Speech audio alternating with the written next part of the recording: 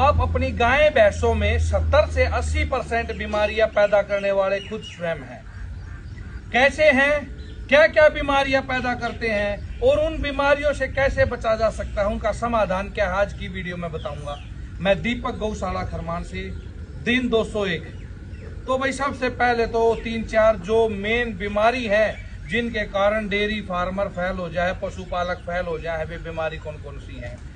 सबसे पहला तो भाई 2-3 महीने का, 4 महीने का, 5 महीने का काटड़ू बाछड़ू बच्चा डाल देना। समय से मतलब पहले बच्चे को जन्म देना।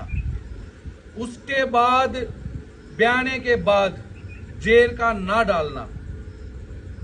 उसके बाद बार बार रिपीट होते रहना, क्या भीड़ ना ठहरना। अगर ये चीजें हो रही हैं तो इस दौरान भाई आपकी गाय भैंस दूध भी नहीं देगी। अगर दूध नहीं देगी तो मेरे हिसाब में 100 में 90% आदमी है भैंस तो बेच देंगे, गाय है तो रोड पर छोड़ देंगे। कैसे गुजारा होगा भाई फिर। कृषि और पशुपालन दोनों एक दूसरे से जुड़े हुए हैं। अगर किसी बढ़िया किसान के पास पशु नहीं है, गाय भैंस नहीं है, तो उसकी कृषि ढंग से कामयाबी ठीक है हो जाएगी, लेकिन वो फायदा नहीं मिलेगा। अगर कोई पशुपालक है, कृषि और पशुपालन दोनों एक दूसरे से जुड़े हुए हैं।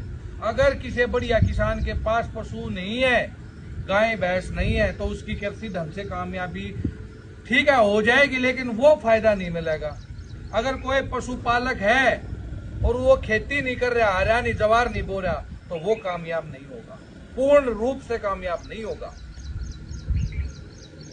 तो उसके लिए जिम्मेदार आप क्यों हैं? क्योंकि जो ये बीमारियां होती हैं संतुलित दाना, संतुलित आहार, संतुलित फीड ना खिलाने से।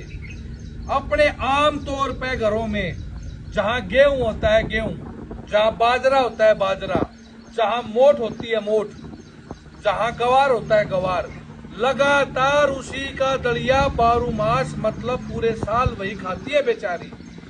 तो भाई और चीजों की पूर्ति कहां से होगी? पहले जंगल के अंदर गाय भैंस जाया करती, परमात्मा ने समय के अनुसार उनको हरा चारा दे रखा था।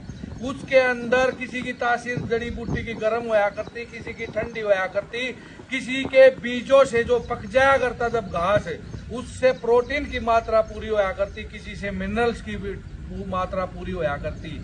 तो वो चीज तो खत्म होगी, क्योंकि आजकल मेरे सारे पशुपालक भाई इतने रईस हो गए, इतने अमीर हो गए